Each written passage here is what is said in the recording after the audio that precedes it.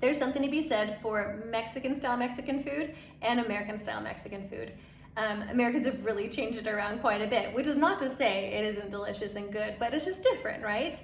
I feel like it needs to be clarified though, because Americans will have like burritos and tacos and enchiladas, and there might be something similar, you know, to the name in Mexico, but it's not done the same way whatsoever. I like to think of it as like Mexicans have like a filling, and the tortilla is the way to get it into your mouth one way or another. Sometimes there's sauce on top of it, but most of the time it's like fill it up and get it in your belly and enjoy. So this is more so, in my opinion, of like an American style Mexican food. Whether it's Southwest or Tex-Mex is kind of irrelevant at this point, I feel like.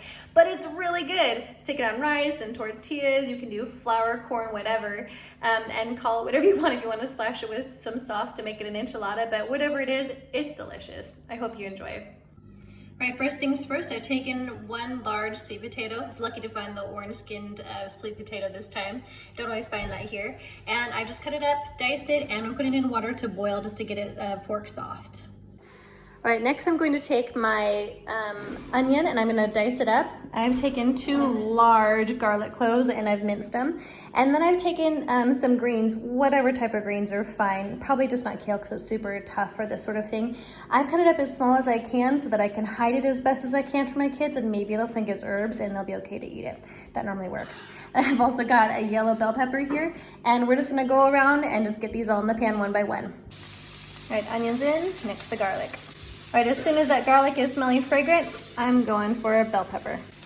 And everything's looking nice, so on to the greens. All right, the greens are cooking down. They're starting to look less like they might be greens. And we're gonna check up over here on our sweet potatoes. Looks like they're still kind of going here, so we'll just make sure we check for salt and keep them cooking. Yep, that's pretty good. We'll just drain out that liquid. All right, now we're just gonna add in about a ½ teaspoon of some cumin powder.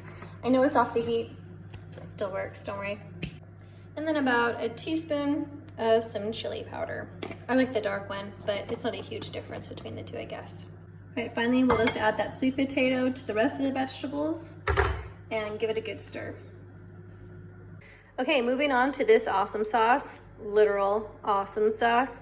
We're gonna take about a cup of some raw cashews and just enough water to cover it up in the blender, and we're gonna give it a whirl until it's smooth. All right, that's looking nice and smooth, so we're gonna take some of this lime and squeeze it in here. I use about 2 because I love lime. All right, to all those who suffer from taste buds that lie to them and tell them that cilantro doesn't taste wicked awesome, you have my apologies, and probably don't make this sauce. But for the rest of us, take a big fat handful of that and stuff that in the blender too. All right, then take some jalapeno to taste. Make it as spicy or not as spicy as you want. You can even omit that, I guess, if you really need to. And put that in there. Next, we're gonna get our lid on and give this a final whirl. A little bit of salt just to make sure it's got a good zing, and give it one more whirl.